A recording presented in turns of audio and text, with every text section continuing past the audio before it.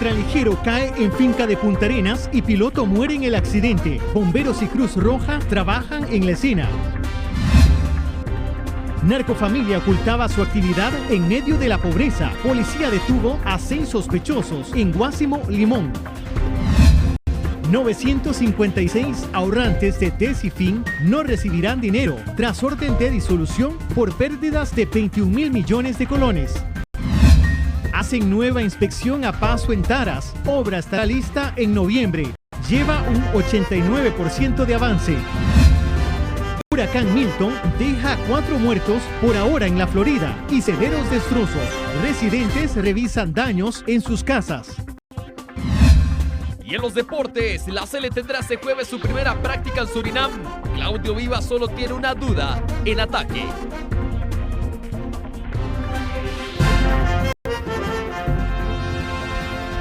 Hola, muy buenas tardes y bienvenidos a la edición meridiana de Noticias Repretel. Es un gusto que nos acompañen. Hola, ¿qué tal? Hoy es jueves 10 de octubre. Bienvenidos.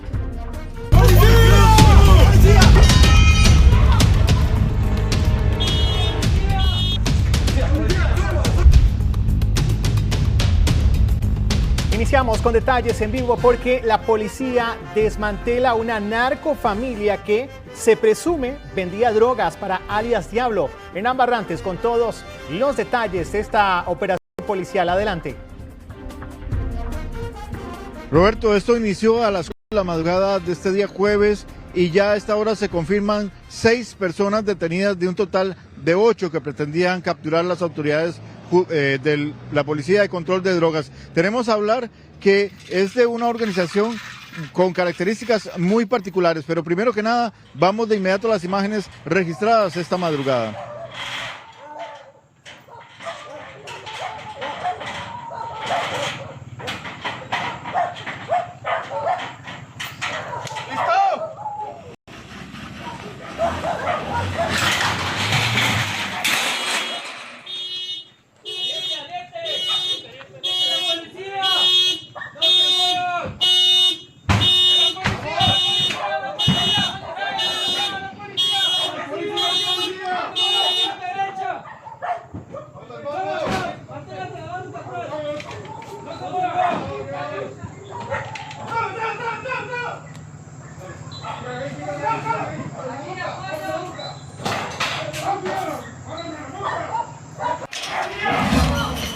Vaya ya, vaya ya.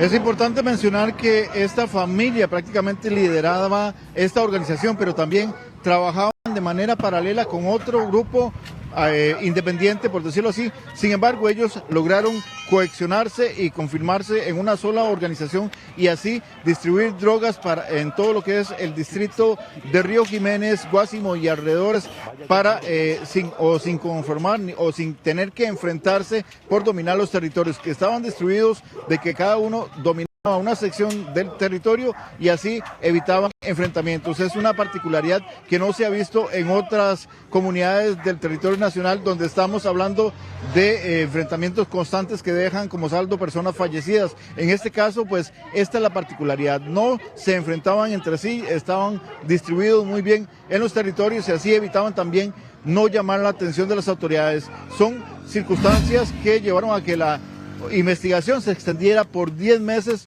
lo que representa un tiempo bastante extenso, ya que dificultó mucho lo que fue la investigación por parte de los agentes de la Policía de Control de Drogas del Ministerio de Seguridad Pública, los cuales estuvieron comandados por el propio Stephen Madden, director de este cuerpo policial y quien estuvo al tanto de todo lo que ocurría. Es importante mencionar que en una de las viviendas, solo en una de ellas, se lograron ubicar 200 dosis listas de crack para la venta. Además, se ha ubicado dinero, así como armas de fuego y otras evidencias muy importantes para este proceso. Es una investigación extensa, difícil, complicada y que inició gracias a una serie de denuncias que presentaron los vecinos mediante la línea confidencial 1176. Y es que tras la acción policial, muchos de ellos fuera de cámaras, eso sí, por temor, pues aún quedan algunos miembros en libertad de estas organizaciones.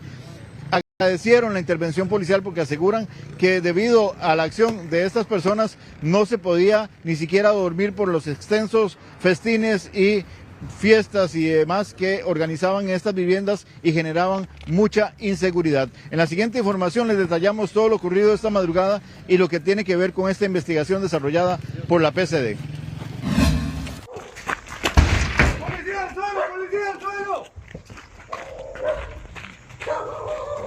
10 meses requirieron los agentes de la PCD para poder llegar a realizar una serie de allanamientos.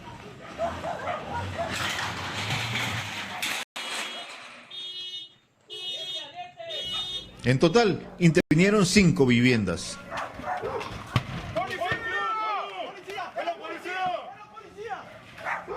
Las acciones iniciaron a las 4 de la madrugada.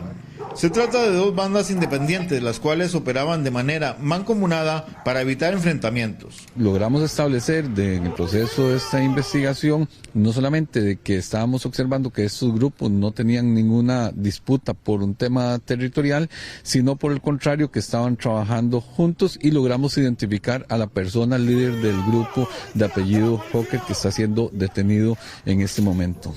Las viviendas allanadas se sitúan muy cerca de centros educativos. Así lograban captar consumidores menores de edad. Algunas de las viviendas también operaban como búnkeres. En su interior, sin importar la presencia de niños, se daba la venta de drogas y su consumo. Los allanamientos tuvieron lugar en el distrito de Río Jiménez, cantón de Guásimo, Limón. Uno de los sospechosos fue localizado vía telefónica mediante su novia y le solicitaron llegar a la casa de la joven. Una vez allí, verificaron su identidad y procedieron a su captura. En uno de los sitios allanados, los agentes de la PCD hallaron más de 200 dosis de crack listas para la venta. La banda era abastecida de las sustancias ilícitas de manera directa por uno de los principales aliados de la organización de Alejandro Arias Monge, más conocido como Diablo. Los detenidos son de apellidos Hocker, quien es el líder, Martínez, Centeno, Serrano y 2 extranjeros de apellido Sáenz. La esposa del cabecilla, un hijo de la mujer y un sujeto a quien deben verificar su identidad se mantienen en fuga. De estos lugares que fueron allanados, algunos con características también de búnker, aunque son domicilios donde las personas no solamente compraban ahí la droga, posteriormente consumían, están sumamente cercanos. Acá tenemos un centro educativo a menos de 50 metros de distancia y aparte de eso está muy céntrico en el tema del área comercial que tiene esta zona. Todos los sospechosos fueron trasladados a los tribunales de Pocosí, donde quedaron a la orden de la Fiscalía. Una de las viviendas allanadas fue intervenida 2 meses atrás por el OIJ. Allí se detuvo 2 sospechosos de asesinato de un hombre, cuyo cuerpo fue lanzado a un río. Varios vecinos agradecieron la operación policial fuera de cámaras. Aseguran que estaban cansados de lidiar con los problemas que causaban los consumidores de droga en la comunidad. Además, las fiestas y escándalos eran cosa común. Esperan que ahora poder recobrar la paz tras las detenciones. Mientras repasamos las imágenes de este operativo policial, tenemos que recalcar el hecho de que se trata de 2 grupos que se unieron para trabajar en conjunto y todos dedicados a la venta de drogas para la organización liderada por Alejandro Arias Monge, conocido con el alias de Diablo. Ellos recibían la droga directamente de uno de los principales colaboradores de alias Diablo y esto es lo que les suministraba el estupefaciente necesario para trabajar. Más adelante estaremos viendo también lo que es las estrategias que estaban utilizando estas organizaciones para evitar ser detectadas por las autoridades. Desde Guásimo, en Limón, un informe de Hernán Barrantes para Noticias Repretel.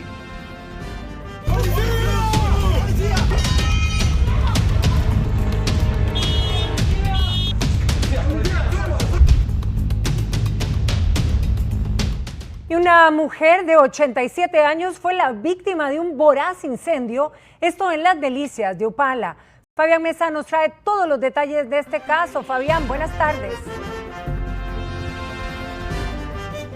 Muy buenas tardes, Patricia. Ya tenemos la identidad de la adulta mayor que lamentablemente fallece víctima de las llamas en Pavas de las Delicias de Upala, en la zona norte de nuestro país. Ella se llamaba Laureada del Socorro López, conocida como Chelita y como Chepita también, de 87 años. Esta emergencia por fuego se reportó en horas de la noche, a las 10:30 para ser exactos, de anoche, y lamentablemente lo que están investigando las autoridades y la versión preliminar que tienen en relación con esta emergencia es que al parecer ella encendió una espiral con la que evitan como decimos los costarricenses, espantan los zancudos y los mosquitos, se durmió y ahí fue cuando ocurrió este incendio. Pero además tenemos que contarles a todos ustedes que en lo que llevamos del año 2024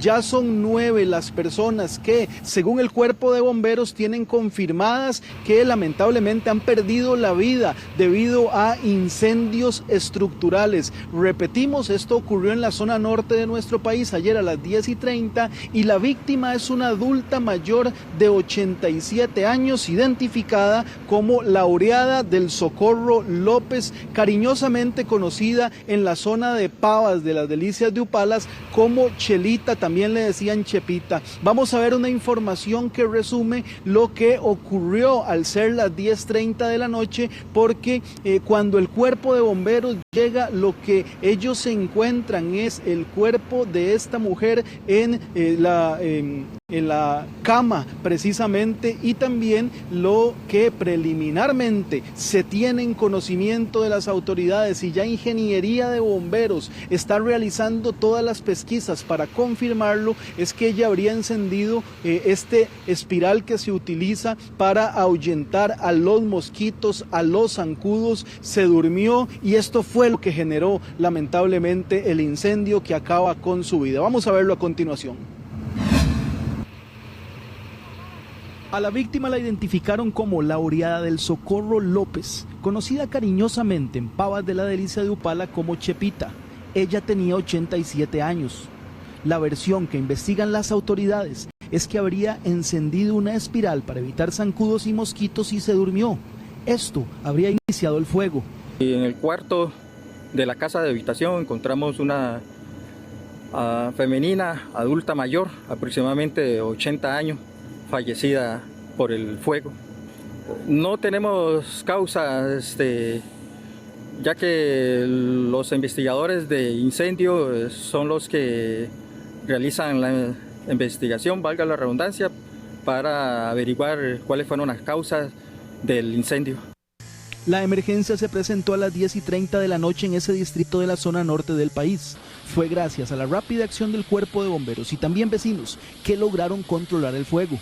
Con esto suman 9 las personas que han perdido la vida en incendios en lo que llevamos del año 2024. Si hay un incendio, que todas las personas de esa vivienda o estructura comprometida con el fuego abandonen inmediatamente. Y no solo la que se está viendo comprometida, sino las aledañas. Que informen, como le dice usted, que informen a las autoridades, al Cuerpo de Bomberos mediante el 911, den una dirección clara, precisa, de a dónde es la emergencia, para que puedan llegar rápidamente. Y instar a las personas que no intenten, si es un fuego muy grande, que no intenten realizar algún control, porque no tienen los equipos, a menos de que cuenten con algún extintor o un conocimiento que logren apagar el incendio. El Cuerpo de Bomberos le recuerda a la población que es necesario contar con un plan de evacuación en caso de una emergencia y dar el aviso a las autoridades lo más rápido posible.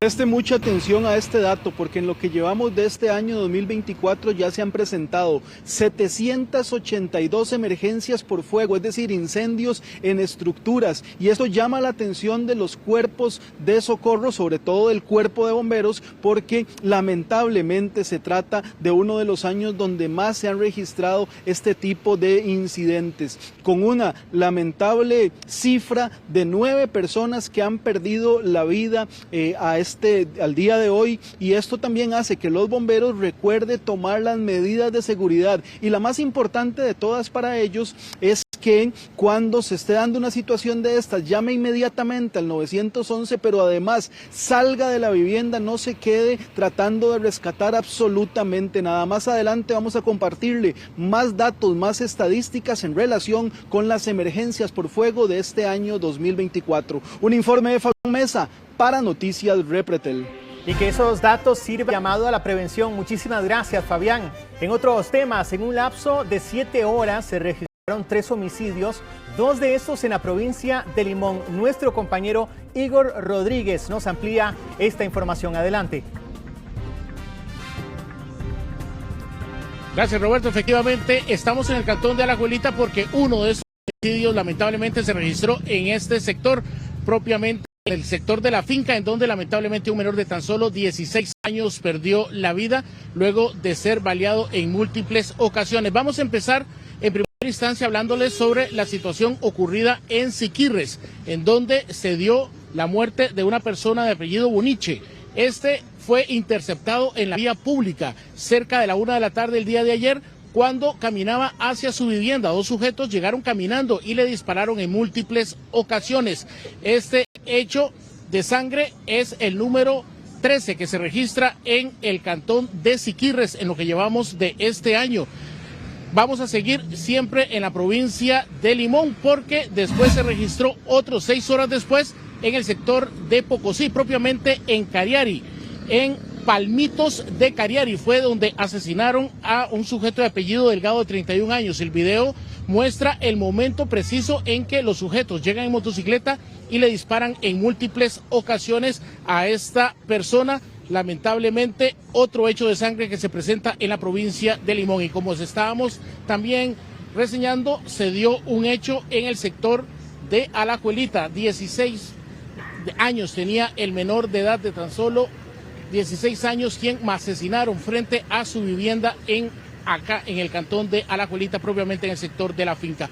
Vamos a escuchar al ministro de Seguridad Pública, don Mario Zamora, quien hablaba acerca de los números que registra la provincia de Limón. Pese a que ha habido una baja importante, sí continúan los homicidios registrándose en este sector. Los homicidios en Costa Rica al día de hoy tienen 30 homicidios menos 2024 versus 2023, pero en la provincia de Limón hay 29 homicidios menos. ¿Y esto por qué? Porque tenemos a la fuerza pública de manera valiente haciendo un intenso patrullaje en todo el territorio de Limón. Esto ha incomodado a los grupos narcotraficantes, a los grupos violentos que pretenden hacerse dueños de esos territorios.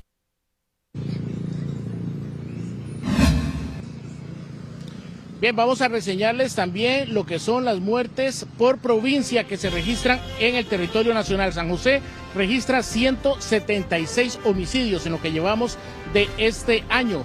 Vamos a continuar de inmediato con la provincia de Limón. 142 homicidios son los que registra la provincia de Limón. Pese a que ha habido una baja importante de homicidios, continúa siendo la segunda provincia más violenta del territorio nacional. En Punta Arenas se registran 127 homicidios. Es la que más ha aumentado. Lamentablemente, la violencia se ha registrado mucho en el Pacífico Central de nuestro país. En Alajuela se registran 80 homicidios al día de hoy. Es una provincia que ha mantenido estabilidad con respecto al año anterior, cuando llevábamos 79 a esta misma fecha. Nos ubicamos en Guanacaste, otra de las provincias que lamentablemente ha tenido un incremento importante en cuanto a los homicidios. Se registran 62 en lo que llevamos de este año, más de 25 con respecto al mismo periodo del año anterior.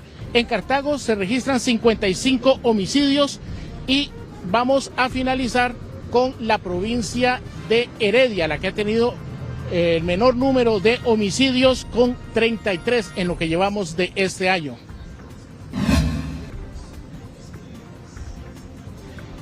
Tenemos en pantalla también el recuento de cuántos homicidios se registran. Son 675 en lo que llevamos de este año. 27 menos que en lo que registrábamos el año anterior, cuando se daban a la fecha 702 homicidios, lo que llevábamos en el 2023, el año más violento que hemos tenido durante toda la historia que se lleva registro en nuestro país en cuanto a homicidios. Por supuesto, la información y mucho más vamos a estárselos ampliando en Noticias Repretel. Este fue un informe de Igor Rodríguez para Noticias Repretel.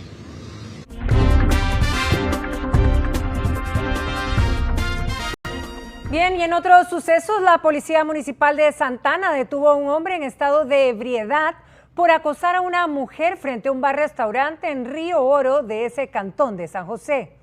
Gracias al moderno equipo de videoprotección, lograron ubicar al sujeto y desplazar a oficiales para su captura.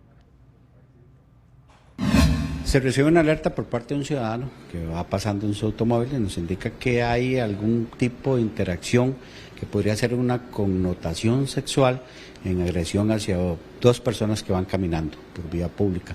Nos genera una descripción, una vestimenta, elementos para poder trabajar policialmente. Se trabaja con el Centro de Videoprotección y logramos ubicar a la persona.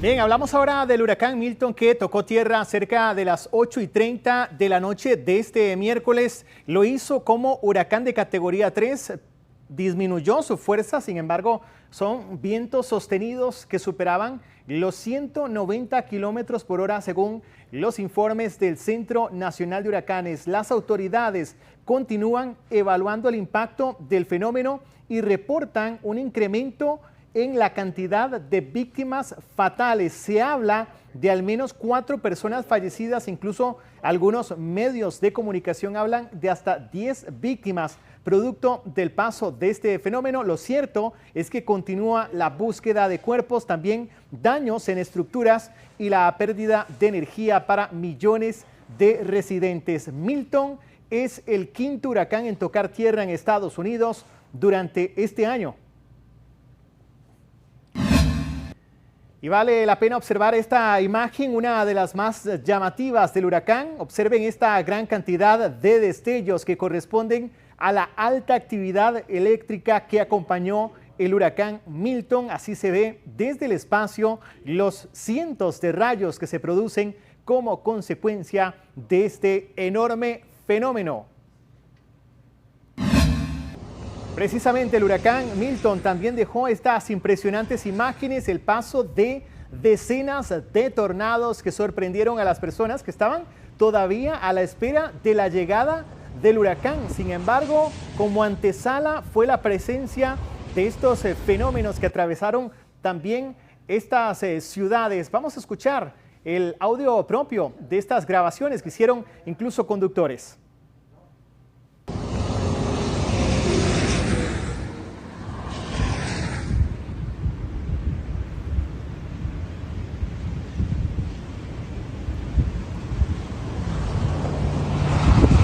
Según la Oficina del Clima de Estados Unidos, se emitieron al menos 53 avisos de tornados durante cuestión de horas. De momento, se confirma además que durante el recorrido de estos tornados ya había víctimas mortales, precisamente por la fuerza de las ráfagas del viento.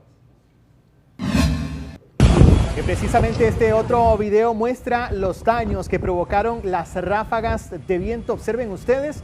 Esto se trata de la comunidad de Fort Myers en Florida tras la ola de tornados provocados por el huracán. Quizá una de las comunidades más afectadas, tal y como lo observamos, casas destechadas, vehículos con severos daños y locales comerciales totalmente destruidos. Así queda demostrado en este recorrido que empiezan a realizar las personas que habían evacuado la zona y empiezan a llegar hasta sus hogares para hacer una evaluación de sus daños. Vamos a escuchar a una de las personas que resultó afectada precisamente con su casa que, bueno, bastante destruida tras el paso de este huracán. Lo escuchamos de inmediato.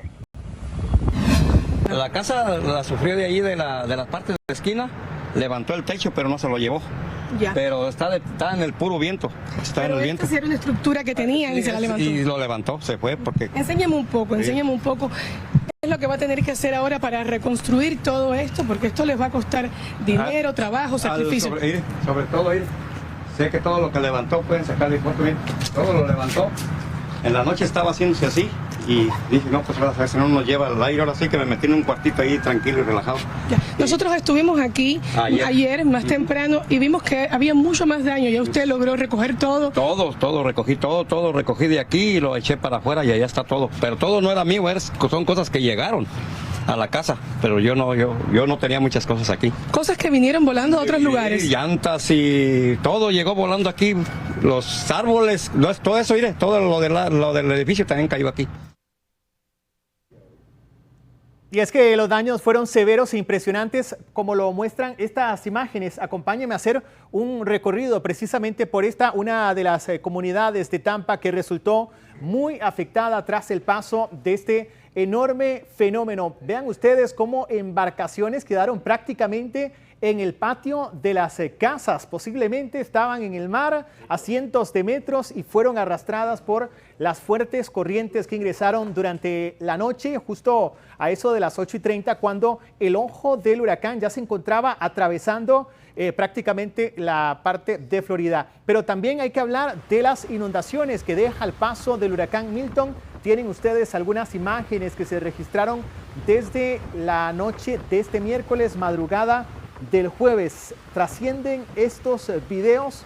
Este es propiamente un estacionamiento. Lo decían los especialistas que el peligro de un huracán no es solo la fuerza de los vientos, sino el riesgo mayor es precisamente esto, las inundaciones, donde ya se reportan al menos 4 personas fallecidas. El huracán bajó a categoría 1 tras tocar tierra al sur de Tampa, pero lo hizo con muchísima fuerza. Ahora, restablecer el servicio eléctrico es uno de los retos más urgentes que ahora tienen estas comunidades de Florida. Cerca de 3 millones de personas se quedaron sin servicio eléctrico y observan ustedes la movilización de todas estas unidades ya listas para acudir a las comunidades que están muy afectadas. Estamos aquí en Melbourne, del lado de Melbourne, gracias a Dios todo bien. Ahorita, como ven, un poco de viento, mucho viento, ráfagas fuertes, pero todo bien. No se fue la luz por acá y hubo mucha incertidumbre en la noche, vientos muy fuertes, se escuchaba muy fuerte, pero ahorita de hecho está pasando por acá. De hecho está en categoría 1. Lo que está pasando por acá son más que todo las alas, ya que se movió un poquito al norte, entonces el ojo está pasando más al norte, como a unas 60 millas. Bueno, esa persona que vimos es precisamente un costarricense, muchos que ya han dado su reporte a Noticias Repretel y aseguran que están en perfectas condiciones, muy asustados por supuesto. Vean ustedes este recorrido por una de las comunidades más afectadas, gran cantidad de materiales por todo lado, casas destechadas. Definitivamente la evaluación de los daños será una tarea muy compleja de parte del personal de socorristas. Estaremos pendientes del desarrollo de esta emergencia. Continuamos.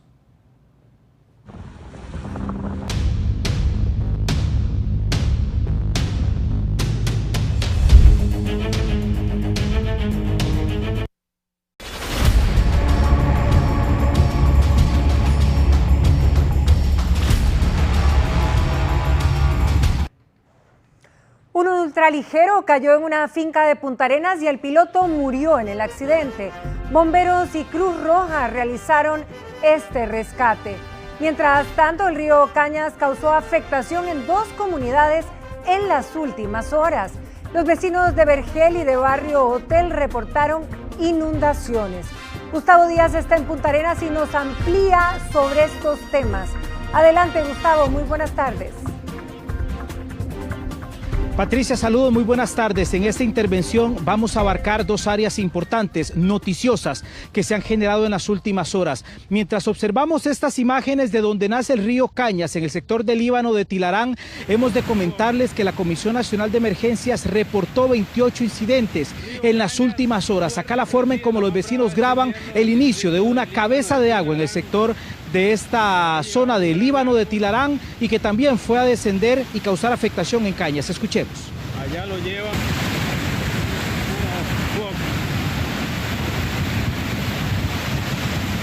río Cañas, fuerte crecida, la más brava de este invierno en el distrito de Líbano, de Tilarán.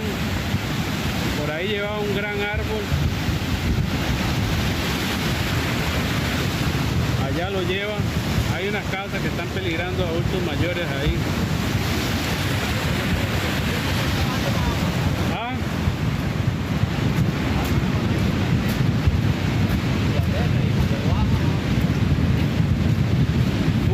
Fuerte crecida aquí en el distrito de Líbano.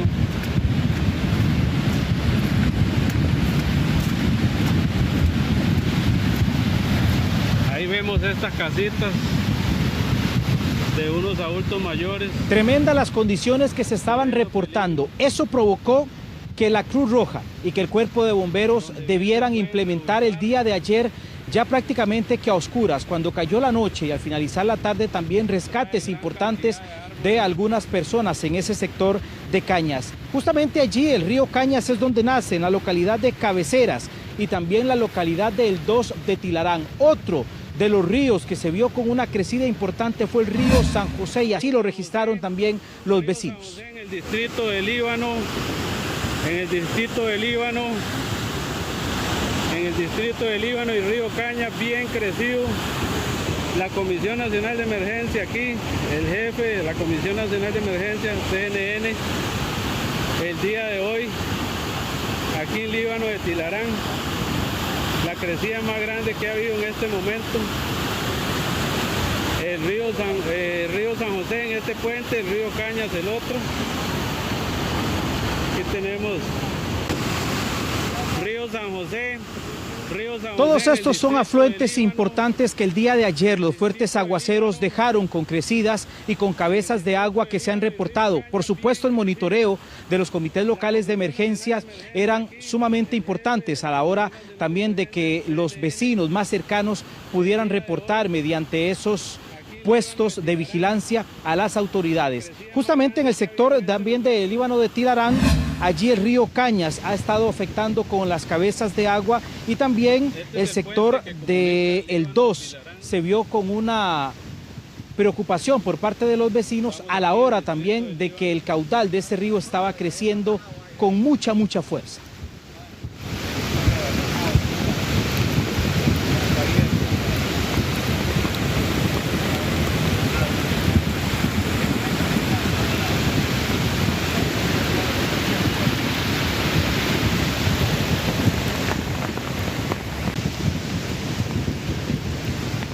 Así se observaba en las partes más altas, pero cómo lo estaban presenciando los vecinos durante las últimas horas, ya propiamente en el sector de Cañas, a la orilla del puente, en donde incluso amenazaba con desbordarse. Estos eran algunas de las personas y situaciones que se venían reportando una vez que ya se alerta de una cabeza de agua en el sector del Líbano de Tilarán. Muchos de los vecinos estaban pendientes de cuál iba a ser el resultado en estos sectores. Y es que algunas familias en esas zonas temen con que este río rompa algunas de sus propiedades, ya que las afectaciones también son muy cuantiosas en ese momento. El caudal del río durante las últimas horas se abrió más e incluso se ha reportado, y eso está también por constatarse ante la Comisión Nacional de Emergencias, de que existe otro cauce que en su momento pudieron generar estas cabezas de agua y que ahora están pasando cerca de las viviendas en el centro de las comunidades. Vamos a ver lo que experimentaron los vecinos de Vergel para poder también mostrarles a ustedes el temor que ellos tenían incluso a la hora de que la corriente irrumpía por algunas carreteras. El río se vino por media calle. Vamos para allá. La iglesia y una casita. Sí, la iglesia es aquella. Sí, ya estaban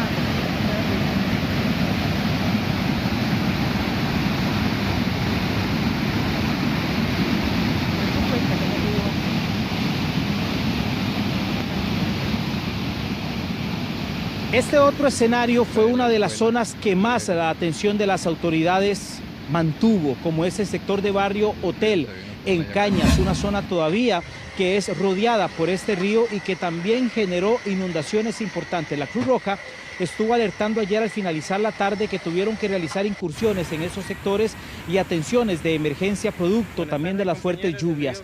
La Comisión Nacional de Emergencias ha confirmado que de los 28 eventos que se presentaron durante las últimas horas, hay una gran cantidad que en el sector de Cañas también estuvieron atendiendo muchos de los vecinos que ya desde hace un par de semanas también fueron golpeados por estos acontecimientos cuando el río se desborda. Vamos a escuchar a uno de los vecinos que nos expresa justamente esta mañana lo que están viviendo y el temor que existe también de que este río vuelva nuevamente a desbordarse y afectarlos con otra inundación similar a las que han registrado en los últimos días. Se vino por media calle el agua y el río y ya entonces se hundó todo. Yo aquí en la casa tuve que volar pala ahí para quitar un poco de tierra que nos habían tirado ahí en la entrada de la casa y para que no se nos metiera el agua a la casa y los bomberos vinieron y nos ayudaron. Un agradecimiento mucho a ellos porque se portaron muy bien, sacaron a mi esposa, sacaron a mi suegra, a la mamá de mi esposa y se la llevaron para una amiga en Cañas, pero sí la vimos muy, muy fea, sinceramente. Eso aquí da miedo y el problema es que aquí todos los inviernos pasa lo mismo y en el verano no hacen nada, no dragan el río, ahí no tienen ni que jalar material de ningún lado porque ahí está nada más de agarrarlo y recoger el mismo material y recostarlo a un lado, pero no lo hacen. De unos adultos mayores.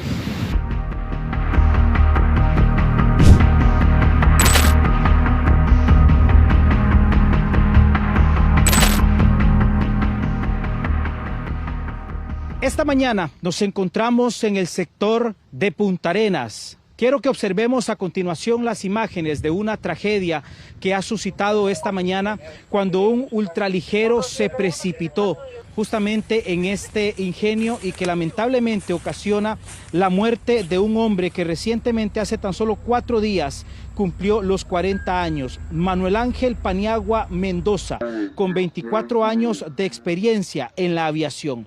Él estaba utilizando este ultraligero con una capacidad de 128 litros de químico para poder rociarlos en este cultivo en el cual estaban laborando, cuando de alguna forma repentina, nadie se explica cómo, se precipitó al suelo, generando así que este ultraligero cayera sobre uno de los canales de riego y que en este momento todavía, como usted lo observa en imágenes en directo, se mantienen trabajando a la espera del OIJ y por supuesto atendiendo esta emergencia tan lamentable que ocasiona la muerte de este experimentado piloto.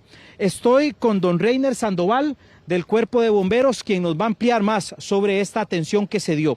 Don Reiner, gracias por acompañarnos. A ustedes se les hace la convocatoria en este lugar, ingresan a la zona y ¿qué nos puede describir de esa situación que ocurre, don Reiner? Correcto, a la llegada de la primera unidad se constata una aeronave, ultraligero, estaba realizando labores de fumigación que se precipita y cae en el cauce del río.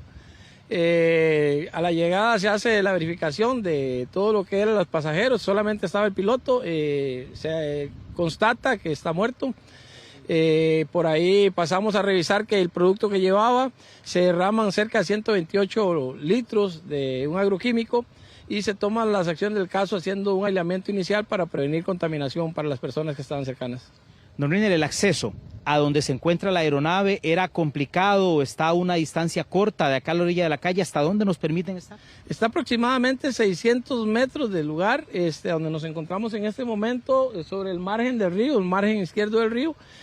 Como cae la aeronave en el agua, se solicita personal especializado a la unidad operativa de rescate acuático que se hace presente también para que pueda colaborar con las operaciones de rescate. Lastimosamente ya no había mucho que hacer por el piloto. Don Reiner, a la hora que ustedes visualizan la aeronave, ¿estaba muy lejos, en este caso, el piloto de esa estructura ya colapsada? No, a nuestra llegada nos informan los testigos que llegaron a auxiliarlo inicialmente que él se encontraba dentro de la estructura. Procedieron a removerlo, pero a la llegada que ellos hicieron el movimiento ya el piloto se encontraba sin vida. Don Reiner, por último, ya a partir de este momento incluso existe una limitación para ingresar por el químico que se derramó en ese momento. Correcto, como tenemos un aislamiento ahí dado por la hoja de seguridad del producto, no estamos permitiendo el ingreso de personal que no tenga su equipo de protección personal, dado que el producto puede ser contaminante para las personas por respiración o inhalación. Por lo tanto, tenemos el perímetro ya definido y no puede ingresar nadie que no tenga el equipo adecuado, solamente las autoridades correspondientes y tomando todas las previsiones del caso. Don Reiner Sandoval, muchísimas gracias, del Cuerpo de Bomberos. También eso es un trabajo en conjunto. Vamos a observar a continuación la imagen. Esto es el Ingenio El Palmar, ubicado en el sector de Pitaya de Punta Arenas, justamente esta zona en donde se precipita esta aeronave es conocido como el sector también de Aranjuez. Lo estamos observando a continuación. Emergencia que se dio esta mañana y que de inmediato movilizó a los cuerpos de emergencia y de socorro para poder atender esta situación con la lamentable muerte de este piloto. Estoy con Abraham León, quien es también miembro de la Cruz Roja que estuvo participando en esta intervención. Abraham, ¿qué nos puede comentar a la hora de que ustedes llegan y abordan ya el cuerpo de este piloto que estaba, me decía Don Reiner, bastante cerca de la aeronave siniestrada? Muy bien, a eso de las 9:32 de la mañana, la Cruz Roja Costarricense recibe la alerta sobre este incidente. Al llegar nosotros al lugar, bueno, determinamos que hay un hombre aproximadamente ya 40 años fuera de la aeronave y a nuestro abordaje pues se determina que efectivamente el paciente no cuenta con signos vitales. Abraham, a la hora que ustedes logran visibilizar a este muchacho, a este señor, ¿hay algún golpe específicamente que ustedes logren determinar o se dio por un tema de ahogamiento a la hora de caer a este canal de riesgo? Sí, la condición por la cual él fallece pues es difícil poder determinarla en el momento y en el lugar, pero sin embargo obviamente sí presentaba algunas lesiones importantes. Abraham, ya a partir de allí, ¿cómo se activa el protocolo? ¿Qué es lo que hacen una vez que logran visibilizar la aeronave y al piloto también? Ok, muy bien. Una vez que ya se determina que el paciente no cuenta con signos vitales, se hacen las debidas coordinaciones con Fuerza Pública y OIJ para el respectivo investigación y levantamiento del cuerpo. Por parte de la Cruz Roja Costarricense, bueno, se determina en este momento como apoyo a bomberos por tratarse de un tema de un agroquímico y nos quedamos en el lugar por la situación que en cualquier momento se requiere alguna atención a los que se mantienen trabajando en este momento. La Cruz Roja Costarricense es importante destacar que envía un total de 2 ambulancias y un camión de rescate para un total de 7 cruzrojistas trabajando en el lugar. Don Abraham, muchísimas gracias por esas palabras. Yo quiero acercarme, muy amable don Abraham, quiero acercarme, don Carlos Moscoso. Don Carlos, permítame un segundo. Don Carlos Moscoso es amigo de este piloto que lamentablemente hoy fallece, de don Manuel Ángel Paniagua Mendoza. Don Carlos, gracias por atendernos. Estamos en directo en este momento. Me decía usted, conocía bastante bien a Manuel, una persona con mucha experiencia. En la mañana la rutina que ellos tenían eran llegar a las 5 de la madrugada, hacer sobrevuelos en lo que le permitiera también el día. Muy buenas tardes. Sí, ellos empiezan a trabajar siempre como a las 5:30 de la mañana, cuando sale el primer rayo del sol. Y depende de las condiciones, del clima y todo, pues así terminan la labor. Puede ser a las 9, 10, 11 de la mañana. Sí, entiendo que esto de hoy fue como a las 9:30 de la mañana por ahí. A ellos les faltaban, ellos estaban, habían hecho como 10 vuelos, no sé cuánto, les faltaban 6 vuelos todavía para terminar. Don Carlos, usted nos comentaba 2 cosas importantes. Hace solo 4 días, don Manuel cumplió los 40 años. Sin embargo, ya tenía unos 24 años como piloto, muy experimentado. Sí, sí, es correcto.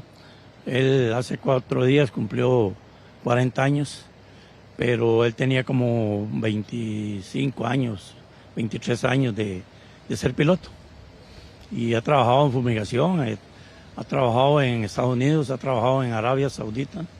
Hace 15 días vino de Arabia Saudita, estaba fumigando allá y empezó a fumigar aquí con este avioncito que era de él y de mi hijo, que ellos habían formado una compañía ahí que se llama Tractoaviones y entonces tenían como una semana o 15 días de estar aquí. Ya hoy se iban para Liberia a fumigar, pero ayer les avisaron en la tarde que se quedaran para que fumigaran otro tramo más. Muy bien. Don Carlos, muy lamentable, muchísimas gracias. Además de usted, don Carlos, hubo otra persona quien estuvo presente al momento de las primeras diligencias. Vamos a ver a continuación esta entrevista que también resume las primeras acciones de las personas que llegaron en primera instancia a este lugar. Era un ultraligero y llevaba un químico ahí, ya había caído. El piloto estaba ahí boca abajo, fallecido ya en el lugar. Sí. ¿Usted llamó al cuerpo de emergencia? No, yo cuando llegué ya estaba todo el mundo ahí, ya más bien tenían el lugar listo y todo, esperando que llegaran los bomberos, y cuando estuve ahí llegaron los bomberos y la fuerza pública ya a despejar el lugar. Para que ustedes tengan un conocimiento mientras observamos estas imágenes, esto es un ultraligero que tiene adaptado un cajón en donde le logran colocar aproximadamente 128 litros de químico, que es el que ellos fumigan durante la mañana. Con los primeros rayos del sol y hasta eso de las 9 de la mañana aproximadamente es el tiempo en el que ellos se extienden para poder laborar.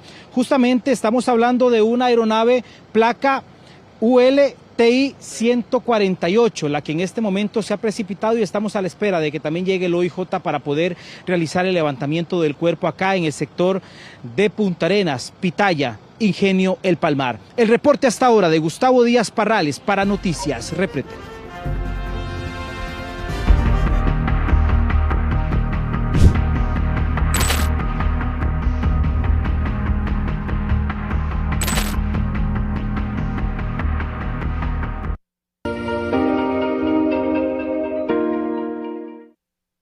Y bueno, para este jueves la zona de convergencia intertropical estará posicionada sobre el país y va a provocar la ocurrencia de lluvias para la tarde. Se anticipan aguaceros y tormentas eléctricas en sectores del Pacífico, Valle Central, zona norte y Caribe. Parte de estas lluvias podrían continuar durante las primeras horas de la noche. El de ayer tuvimos acumulados bastante importantes, sobre todo en la zona de Guanacaste, sectores, Guanacaste y también sectores del Pacífico Central y Sur, lugares como por ejemplo Parrita, Paquera, Jacó, tuvieron lluvias que alcanzaron entre 60 incluso hasta 80 milímetros, y en el caso del Valle Central, montos que anudieron entre 30 a 40 milímetros para el día de ayer. A propósito de este tema, hay un 80% de posibilidades de que a partir de diciembre se consolide la llegada del fenómeno de la Niña, pero su afectación iniciaría antes. Tradicionalmente, la Niña da inicio en el mes de junio. Sin embargo, para este año presenta un atraso.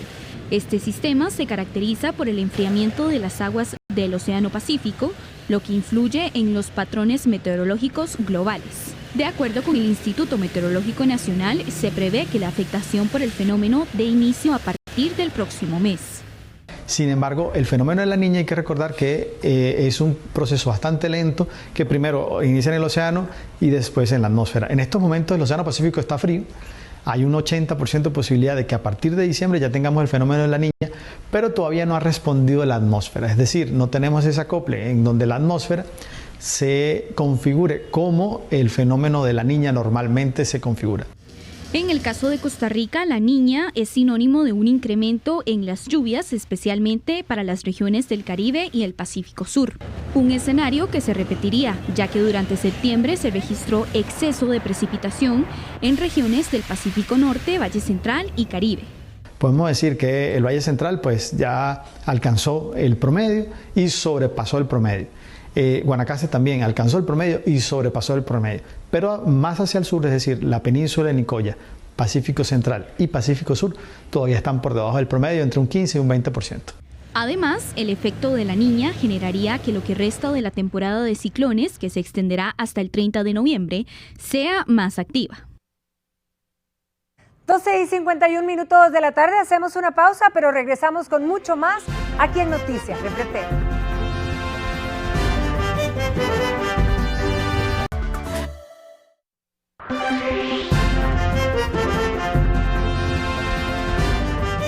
Nos alegra muchísimo que continúe con nosotros, por cierto, ahora con temas en vivo. Con temas en vivo y a propósito de toda la gente en Taras, pero sobre todo los conductores, tras mucho tiempo parece que hay buenas nuevas, Roberto. Hola. Y es que los trabajos en Taras estarán listos la primera semana de noviembre. Este jueves se realizó una inspección en la zona y se confirmó un 89% de avance en estas obras. Laura Solórzano nos trae los detalles. Laura, muy buenas tardes. Hola, ¿qué tal? Muy buenas tardes. Así es, bueno, esa es la idea. Veremos, la pregunta es, veremos lo que sería Taras listo realmente para la primera semana, se puede decir, del mes de noviembre. Bueno, eso es lo que esperamos, y también los conductores de Cartago y los usuarios, porque sí podemos ver que la obra avanza y está, como nos lo dijo el ministro, un 89%. Faltan detalles, por ejemplo, vemos que ya algunas de las rampas pues ya están bacheadas, entonces sí podríamos ver que se podría habilitar. Veamos lo que nos dijo Mauricio Batalla, el ministro de Obras Públicas y Transportes, con respecto a lo que ya falta de Taras. Cerca de un 89% de avance, nos quedan detalles mínimos como algunos rellenos, algunas estabilizaciones, carpeta asfáltica. Ustedes que estuvieron allá y ya hicieron algunas tomas, vieron que parte de la carpeta asfáltica ya está colocada, los muros New Jersey ya están colocados, nos faltaría demarcación y otras, y esperamos que en este último mes poder tener terminado Taras tal cual lo habíamos firmado y tal cual nos habíamos comprometido con los cartagos y con los costarricenses. Bueno, y es que Taras también es un complemento de lo que sería la Lima, por eso es Taras La Lima, son dos pasos, y recordemos que en el sector de la Lima iba a ser a más niveles, ahora sería solamente 3 niveles, esto por un tema de tiempo y también un tema de dinero, porque lo que sería la parte de Taras sí consumió más plata, casi 20 millones de dólares solamente lo que sería en toda esta área. Prácticamente se espera que sería para el primer trimestre del 2025 que puede y que esperamos que esté la Lima. Veamos la siguiente información que resume un poco lo que sería el avance de ambas obras. En Cartago. Este jueves el ministro junto con su equipo y algunos diputados de la Comisión de Cartago realizaron una inspección en Taras La Lima. El tramo principal de Taras estará listo la primera semana de noviembre.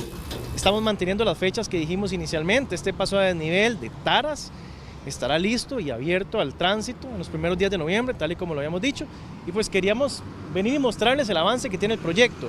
Esta a mis espaldas, que es la rampa 1, que es la rampa que conecta pues San José con el proyecto, ya está casi lista. Ustedes pueden ver, ya se colocó la carpeta asfáltica, estamos con barreras de contención. La rampa 2, que es la que da de salida hacia la Lima de Cartago, tiene un avance de más del 90%. Estamos finalizando la colocación de material de base, ya se colocaron las barreras de contención y pues las obras tienen el avance, ya se le colocó incluso la mezcla asfáltica al paso de desnivel. Quedan detalles para que los conductores puedan usar esa vía que tiene 4 años de atrasos. Construcción de la rampa 2, que la rampa 2 es la que hace el egreso de Cartago hacia San José. Estamos a nivel de subbase en lo que es la confección de la estructura de pavimento y la colocación también de barantes New Jersey.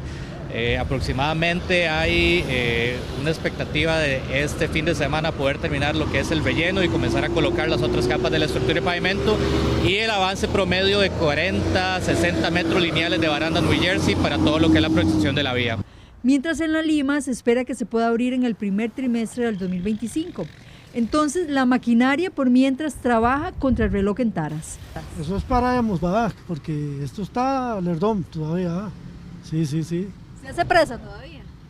Bueno, yo no viajo mucho para acá, pero los días que venimos, sí hay presillas. Pedimos, Señor, gracias a Dios, va a ser un gran alivio para esto, para las presas de la Lima. Dios primero que va a ser así. ¿Se hace presa todavía? Ah, claro, pero ya no es tanto, ya cada vez es menos. Esta obra tuvo un costo total de 75 millones de dólares. Hubo 20 millones de dólares de más por los atrasos.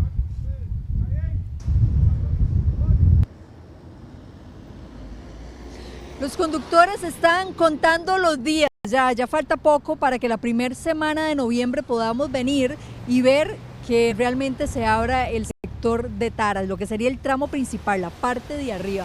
Hoy hubo una inspección con personeros del Ministerio de Obras Públicas y Transportes y también se invitó a algunos diputados de la Comisión de Cartago que tenían algunas dudas del por qué algunos carriles se eliminaron y también de cuánto sería el avance de lo que llega si realmente se va a entregar esta parte de Taras la primera semana de noviembre. Este es un informe de Laura Solórzano para Noticias de Pretén.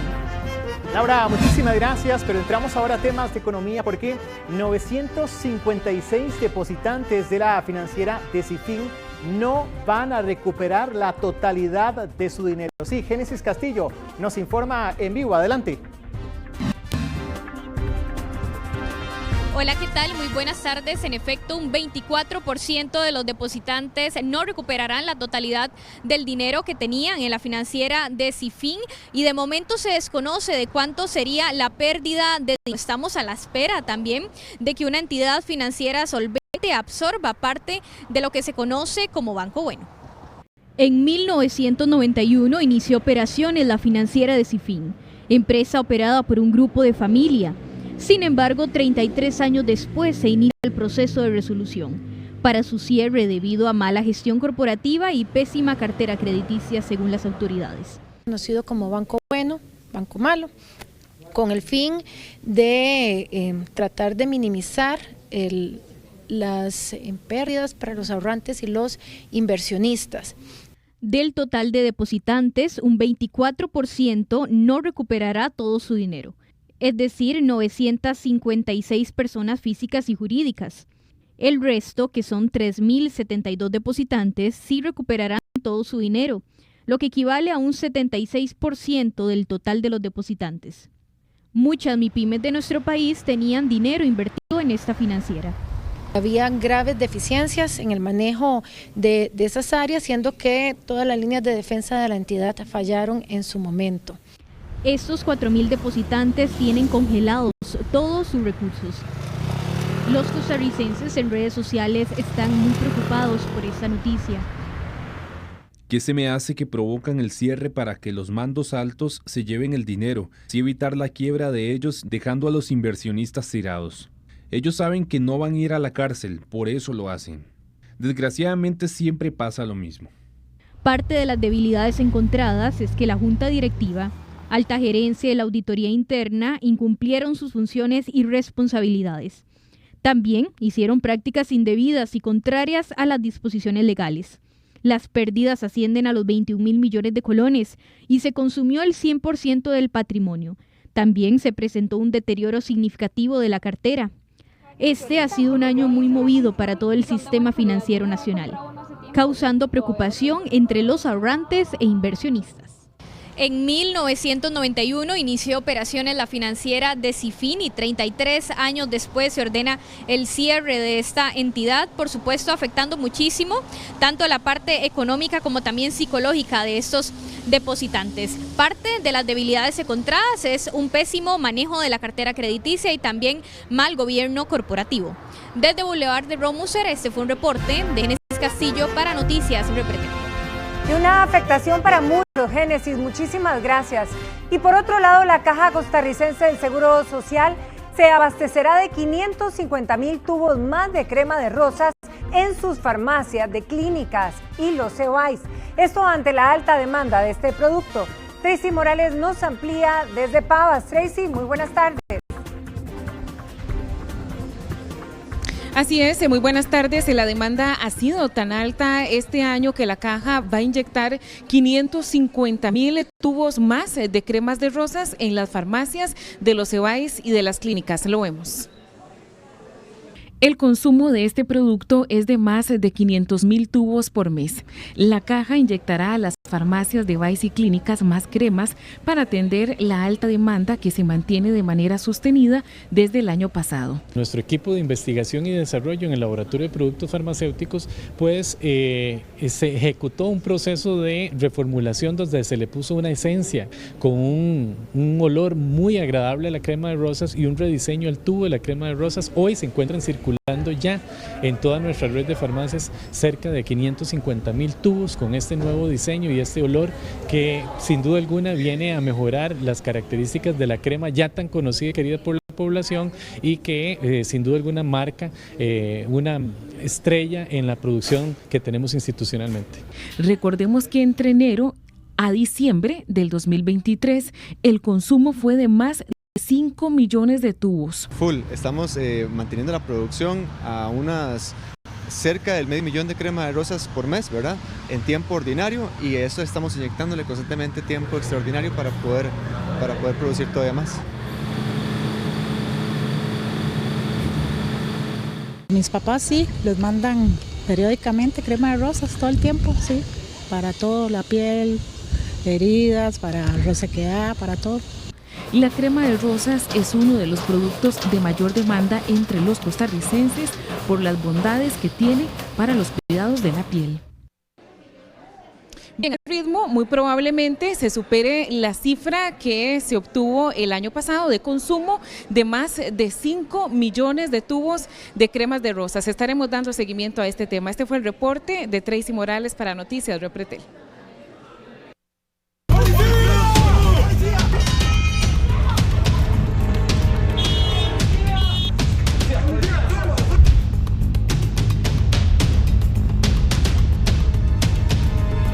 Bien, definitivamente horas de mucha acción policial contra una narcofamilia que aparentemente vendía drogas contra alias Diablo. Precisamente vamos a tener detalles en vivo sobre esto, porque el vivir casi en la pobreza extrema y no haciendo alarde de las ganancias obtenidas, una narcofamilia pretendía no llamar la atención de las autoridades en Guásimo, en Barrantes, con todos los detalles. Adelante.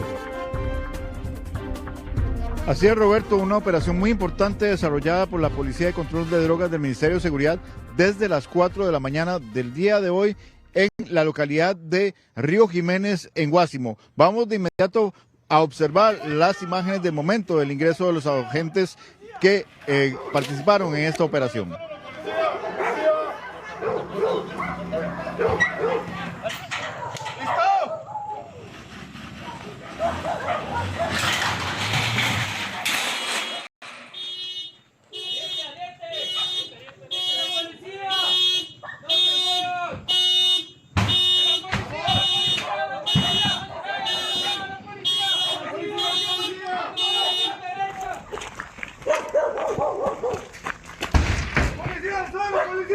Tenemos que hablar que en total se detuvo a 6 de un total de 8 personas que pretendían detener las autoridades, entre ellas estas que vemos en imágenes que corresponden a una madre y su hijo, así como el novio de la hija de esta mujer, quienes fueron detenidos por las autoridades de la Policía de Control de Drogas. Es importante mencionar que nosotros nos encontramos en una de las barriadas del centro de Guásimo, que se caracteriza por tener viviendas prácticamente de clase media hacia arriba. Sin embargo, estas comunidades donde se dieron estas operaciones se caracterizan por todo lo contrario, ser viviendas muy humildes, incluso algunas calificadas de precario, y esto era utilizado como estrategia por esta organización para no llamar la atención de las autoridades. Sin embargo, sus vecinos sí se percataron de lo que ocurría, denunciaron mediante la línea confidencial 1176 y llevó a que se dieran estas operaciones el día de hoy. Veamos la siguiente información que hemos preparado sobre el tema.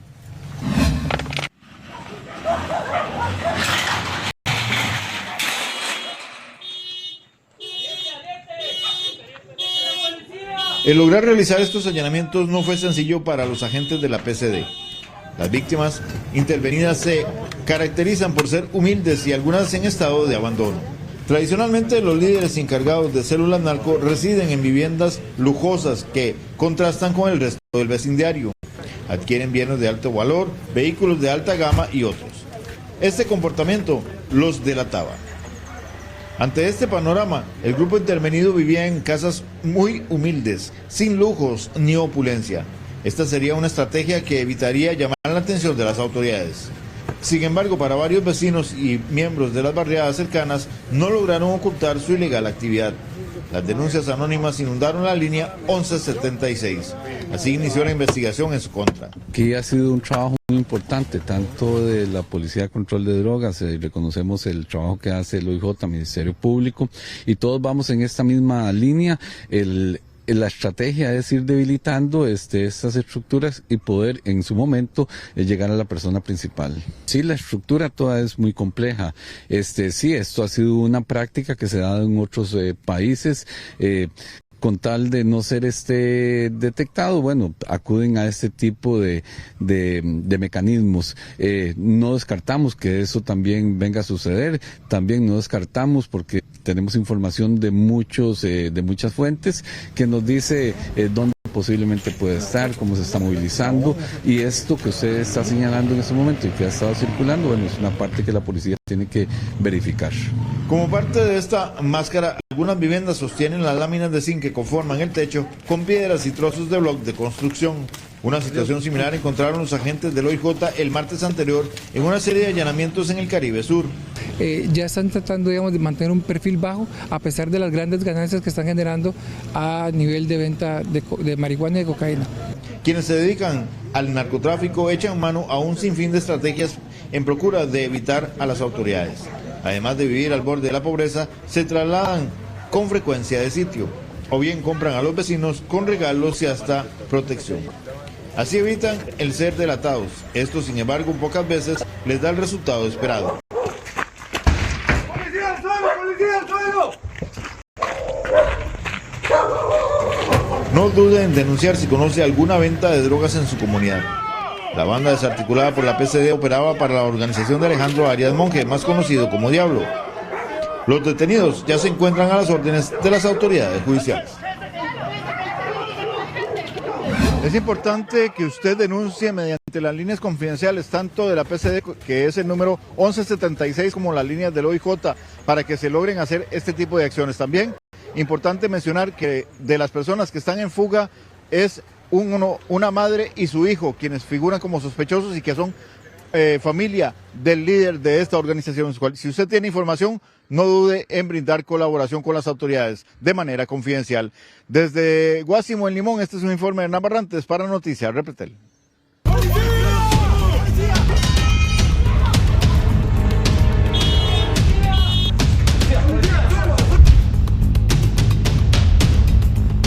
Una y 11 minutos de la tarde, las autoridades investigan 14 muertes como consecuencia de incendios en lo que va de este año. La última se registró ayer en Upala. Fabián Mesa con todos los detalles. Fabián, adelante.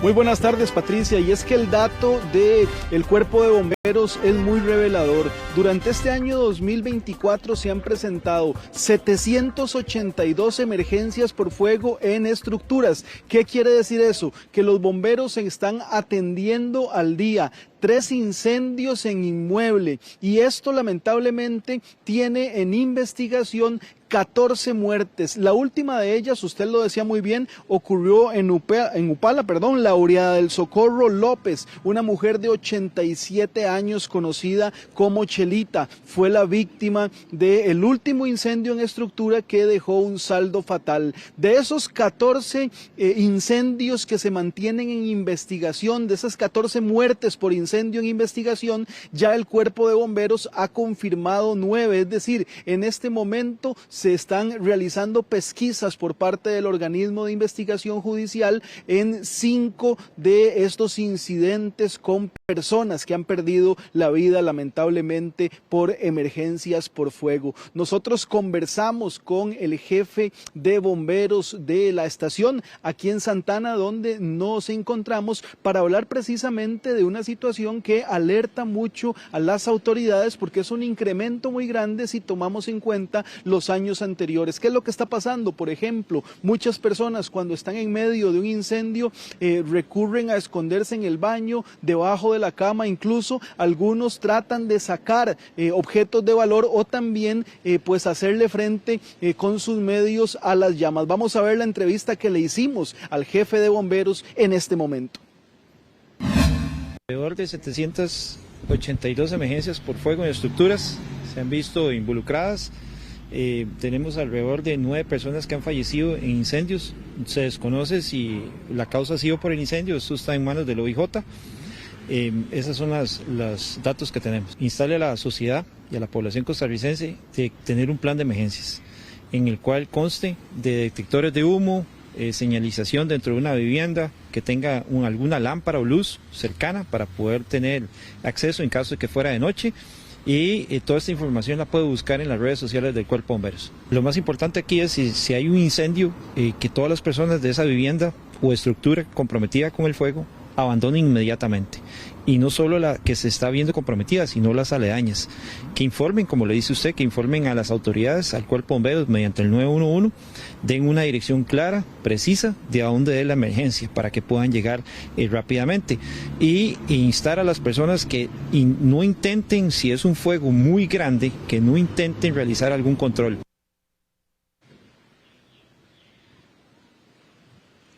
Algo muy importante en este momento es el llamado que hace el Cuerpo de Bomberos a la prevención para de alguna manera bajar la gran cantidad de muertes en investigación por incidentes por fuego que, como les decimos, alcanza la cifra de 14, 9 de ellas confirmadas por las autoridades. Un informe de Fabián Mesa para Noticias Repretel. Fabián, muchísimas gracias. Buenas tardes.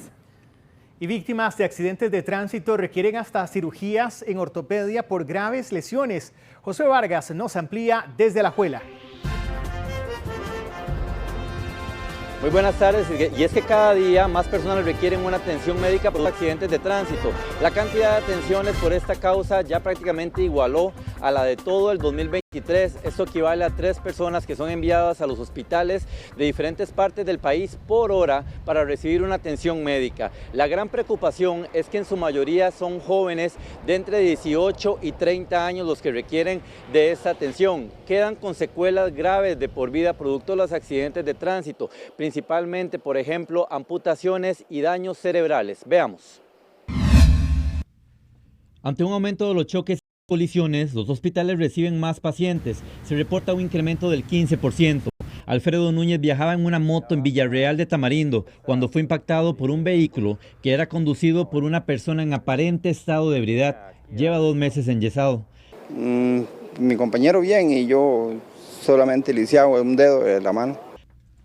La cantidad de atenciones médicas por accidentes de tránsito casi igual a todo el 2023, cuando se reportaron 24.700 casos. José Luis Suárez se quedó dormido cuando iba manejando. Bueno, yo salgo del trabajo, salgo un poco cansado y ya me dirijo a mi casa. Y en eso fue donde me dormí y me fui un guindo tamaño un poco grande ahí en Monteverde. ¿Cómo quedó después del accidente? Muy afectado, o sea, directamente a los pies. Yo calculo que un 60% menos de lo normal. Yo camino un poco y ya me canso, no puedo, o sea, no tengo la misma condición que tenía antes. Yo como chef paso todo el día parado y ahora me cuesta más, digamos, media hora, 1 hora parado y ya comienzo a renquear y depende, me voy hasta, como decimos los chicos, de bruces. Las lesiones por accidentes son cada vez más severas. La caja advierte que hay pacientes que requieren hasta 5 cirugías de especialistas de ortopedia. La invasión al carril y la conducción temeraria están entre las principales causas de accidentes graves. Bueno, muy importante, lo primero es un accidente de tránsito de frontal. Esto ya es bastante perjudicial en un tema de un accidente de tránsito. Ahí las lesiones son un poco más graves, ¿verdad? Por el tema del movimiento de los vehículos. Asimismo puede hacer que otros vehículos pierdan el control y puedan salirse de la vía. Las principales lesiones son en el cerebro, que dejan secuelas de por vida. También hay lesiones en órganos vitales o amputaciones, las cuales han venido en aumento. En 2019 se reportaron 72 amputaciones en el Hospital del Trauma, frente a 88 en el último año. Una cifra importante también son la cantidad de personas que ingresan al hospital de trauma y que requieren una hospitalización por 1 o varias noches. Son en promedio 300 personas al mes. Desde Alajuela, un reporte de Josué Vargas para Noticias Repretel. Bien, muchísimas gracias, Josué. Los vecinos de Pavas están cansados de los cortes de agua. Les quitan el servicio por lo menos 2 veces al día. Nuestra compañera María Fernanda Chacón nos trae los detalles. Adelante, María Fernanda, buenas tardes. Hola, ¿qué tal? Muy buenas tardes. Así es, hay algunas comunidades que pasan incluso hasta 3 días sin el servicio de agua potable. Los recibos llegan más caros y es por esto que los vecinos de Pavas no descartan realizar más manifestaciones como la que realizaron el pasado lunes. Sin agua hasta por 3 días. Así es como pasan algunas comunidades en Pavas. Los vecinos se quejan de que Acueductos y Alcantarillados no cumple con los horarios prometidos en la reunión que tuvieron el pasado lunes, tras realizar una manifestación en las afueras de la entidad. Además, reclaman la falta de camiones cisterna. Hemos tenido comunidades como lo que son San Juan, Lomas 2, donde no llega absolutamente nada de agua durante 3 días. Se ha hecho un chat con Acueductos donde se solicita, donde ellos nos lo habilitaron para una comunicación directa. Nos dijeron cualquier cosa que necesiten, nos ayudan. Solicitamos un cisterna para esos 3 días que estuvimos sin agua hace poco, la semana pasada inclusive, y no tuvimos respuesta. Entre las comunidades más afectadas están Rincón Grande, Finca San Juan, Lomas del Río 1, 2 y 3, Pueblo Nuevo, así como Loma Linda. Pese a las constantes suspensiones, las facturas llegan igual o más caras. El recibo siempre está marcando igual, viene la misma tarifa o a veces más. Inclusive, digamos, son en las mañanas que la ponen, pero después ya como de las 10 de la mañana hasta en la tarde la vuelven a poner. O sea, son 2 veces al día que la están quitando. El agua es muy vital y por supuesto que necesitamos para el consumo diario y las tareas del hogar y en general, ¿verdad? Todo este escenario preocupa a los lugareños ante la llegada de la época seca en los próximos meses. Con ese racionamiento, por decirlo así, caben las dudas a uno sobre la seguridad, ¿verdad? A veces no se pueden mandar los chiquitos a la escuela también por eso, o sea, afecta a todo, ¿verdad? Sin agua no puede uno vivir, ¿verdad? Los vecinos no descartan recurrir a más manifestaciones. Otros sectores como Vázquez de Coronado, Goicoechea, Desamparados y Tibás también se han visto afectados por la crisis de agua. Noticias Repretel preguntó a la IA sobre la situación en Pavas, pero al cierre de edición la consulta se mantenía en trámite. Tal y como lo veíamos, desde el mes de agosto empezó a empeorar nuevamente la situación del agua para estas comunidades, así que por supuesto nosotros le daremos seguimiento desde Pavas. Un informe de María Fernanda Chacón para Noticias Repretel. Le daremos seguimiento, María Fernanda, y ojalá le den solución para el bienestar de todos los vecinos. Nosotros a la 1:21 de la tarde hacemos una pausa, pero regresamos con más aquí en Noticias Repretel.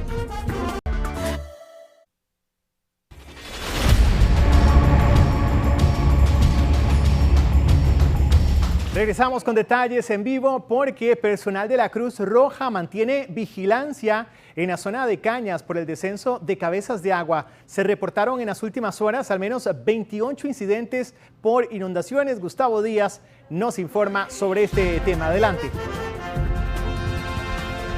Roberto, el presidente de la Comisión Nacional de Emergencias ha sido bastante claro en cuáles son las regiones que se presentaron más afectaciones en las últimas horas. Y es que las cabezas de agua han estado acompañando a los vecinos de Tilarán y también de Cañas cuando experimentan una crecida importante por el caudal de los ríos que crece mucho con los aguaceros intensos que ayer se presentaron en esa región guanacasteca. La Cruz Roja y el Cuerpo de Bomberos estuvieron colaborando ayer con atenciones en algunas comunidades como Vergel y también Barrio Hotel, además de otras zonas que ya se aclaran conforme el paso de las horas y que hoy mantienen una vigilancia estricta precisamente porque hay un suelo saturado y en cualquier momento la lluvia podría generar también otra nueva inundación y por eso los cuerpos de emergencia se mantienen en este momento con una vigilancia extrema en esos sectores. Vamos a escuchar a continuación al presidente de la Comisión Nacional de Emergencias que estaba emitiendo esta mañana el último reporte con las incidencias registradas ante esta institución. El cantón con mayor afectación fue Cañas, donde el río del mismo nombre se desbordó. Y se presentaron también inundaciones en comunidades como Hotel, Santa Isabel Arriba, Vergel y San Cristóbal. Además, ríos como el Bebedero tuvieron un importante crecimiento en su cauce. En Paquera, las lluvias generaron anegaciones en caminos y se reportaron quebradas crecidas. En Liberia, 3 viviendas de los sectores de Juan y Lama y El Salto se anegaron, provocando la movilización de 4 personas a un albergue temporal. En este momento, en total tenemos 55 personas en 2 albergues, uno ubicado en Heredia y el otro en Liberia. Ahí se les brinda la atención integral y se les da refugio. Para hoy, de acuerdo con el IMN, se esperan lluvias para la tarde y noche en la vertiente del Pacífico, Valle Central y la zona norte principalmente. La CNE mantiene la alerta verde para todo el territorio nacional, por lo que estar atentos ante las primeras señales de inundación o deslizamiento sigue siendo fundamental en esta época lluviosa. El río se desbordó y eso genera mucho temor entre las familias propiamente del sector de Vergel, porque allí ellos están con mucho temor de que el río Cañas rompa en sus propiedades, desgaste algunos terrenos y por supuesto que también falsea algunas partes de tierra que pueden estar cayendo, en este caso al río, ya que también el dique se ha estado afectando. Hubo una ruptura importante que ya registraron los cuerpos de socorro en este dique e incluso también el caudal del río se abrió todavía más. Eso genera muchísimo temor entre los vecinos porque ya el río queda a una cercanía todavía mayor de viviendas que están expuestas a que incluso la corriente las pueda arrastrar o que ingrese con tal fuerza hasta sus interiores. Escuchamos a este vecino de la localidad. Estamos en peligro, aparte de eso, estamos en peligro el puente que se está acercando a unas vigas que hay ahí, que muchos años se hicieron, pero ya viene a casi a pegar al pie del puente, y ese es un relleno. Al tocarse el relleno, si ese puente cae va a ser una presa, entonces sí nos va a llevar a todo. Parte de nosotros va a ser parte afectado Cañas y hasta La Libertad. El dique que también está, que se rompió, pueden ver aquí el río, está pasando medio río ahorita. Con un poquito de lluvia ya tenemos un río grande. Entonces, ¿qué es lo que pasa? Nosotros ya hacemos afectados, tenemos las casas muy cerca del río. Esta es una zona bastante peligrosa, afectó la capilla aquí, el Vergel de Cañas. Unos vecinos fueron afectados, fueron también llenos las casas de agua. Entonces son cosas que hay que ir viendo a tiempo. Pendientes y atentos con estas circunstancias de cara a la tarde, porque la alerta verde permanece en nuestro país con unas condiciones atmosféricas muy inestables y una zona de convergencia intertropical sobre nuestro país que estaría acarreando también lluvias fuertes e incluso tormenta eléctrica. Desde Punta Arenas, el reporte de Gustavo Díaz Parrales para Noticias Repretel. Gustavo, muchísimas gracias. A propósito de este tema, hay que decir que ya se reporta fuerte aguacero en varios puntos de la capital. Tienen ustedes la imagen en vivo en el sector de la Sabana, el ingreso a la capital, donde, bueno, se puede apreciar que los vehículos incluso logran levantar un poco de agua. Ejemplo de la gran cantidad de lluvia que está cayendo a esta hora. Efectivamente, y a esto pues cabe hacer un llamado a todos los conductores y también a los transeúntes para que tengan cuidado.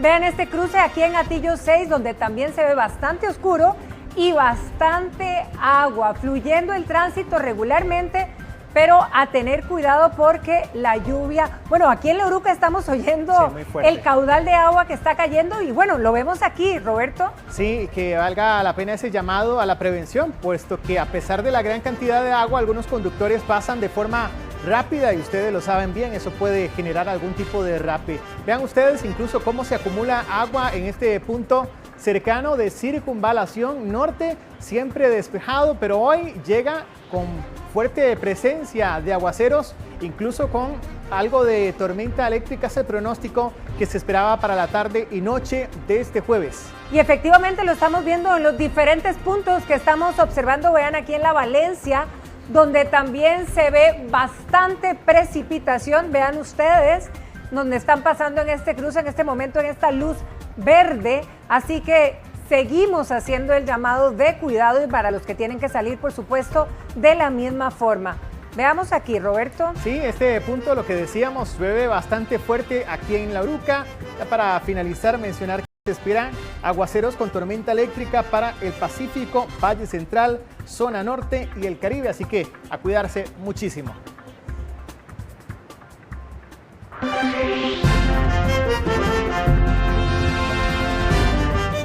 1:31 de la tarde y un proyecto de ley pretende poner un tope máximo en los nombramientos de los magistrados. En la actualidad hay personas que superan los 30 años en el cargo. Rodrigo Guevara nos amplía desde la Corte Suprema de Justicia. Rodrigo, muy buenas tardes. Gracias y buenas tardes. Es una iniciativa que se presentó esta semana en la Asamblea Legislativa y busca realizar 2 reformas a la Constitución Política con el objetivo de cambiar la forma en que se eligen y reeligen los magistrados del Poder Judicial ante la polémica que se ha dado en las últimas votaciones que tienen que ver con ellos. Prácticamente lo que se critica es la cantidad de años que duran estas personas dentro de estos puestos. También los requisitos van a aumentar para esas personas que desean ocupar el cargo de magistrado. Y otro tema muy importante, tiene que estar dando una rendición de cuentas para ver si es necesario y ocupa los 38 votos para reelegirse. Hace unas semanas, la Asamblea Legislativa vivió un capítulo polémico por la reelección del magistrado Luis Porfirio Sánchez de la Sala Segunda por sus cuestionamientos de aparentes casos de acoso, abriendo el debate sobre la forma en que se eligen a estos funcionarios del Poder Judicial. Otro punto polémico son los años en que duran en sus cargos. Por ejemplo, el magistrado Jesús Ramírez fue nombrado en 1985, sumando 39 años en el cargo y con varios cuestionamientos en el manejo de casos como el cementazo. Le sigue el actual presidente de la Corte Suprema de Justicia, Orlando Aguirre, quien asumió en 1986, por lo que acumula 38 años. Un proyecto de ley pretende cambiar este tema. Experiencia, o sea, estaba en 10 años, ampliamos aquí a 15 años, asimismo estamos ampliando también a 18 años, también la parte de si está fuera del Poder Judicial, hace 15 años está dentro de los cuerpos policiales y 18 años está fuera de los cuerpos policiales en ejercicio propiamente de la función. Asimismo, la reelección de esto es solo por un periodo, lo cual conllevaría un nombramiento de 8 años, un rendimiento de cuentas y de ese rendimiento de cuentas una reelección con 38 votos. Requiere los 38 votos para quedar reelecto, de lo contrario no quedaría reelecto, con un máximo de 16 años, que sería el periodo que estaríamos proponiendo en esta reforma constitucional. Pero ¿qué opinan las personas sobre la forma de elección de los magistrados y los años en sus cargos? Más que nada lo que se mueve ahí es solamente patas. Entonces todos estos trabajos tal vez no les corresponden a ellos. No le dan oportunidad a otras personas para que tengan ese mismo trabajo. Como ciudadana costarricense, evidentemente sí, me gustaría que hubieran esos cambios, porque ellos han estado en el poder toda la vida y se le llaman inclusive los intocables. No sé si se debe rejuvenecer la Corte. Exactamente, que ya mucha gente solo ahí son los mismos de siempre y a veces no hacemos nada porque ya tal vez ya los aburrimos del trabajito y otra persona que llegue con ganas de trabajar pues sería mejor. El expediente cuenta con las firmas de los diputados de Liberación Nacional, Progreso Social Democrático, Unidad Social Cristiana y Nueva República.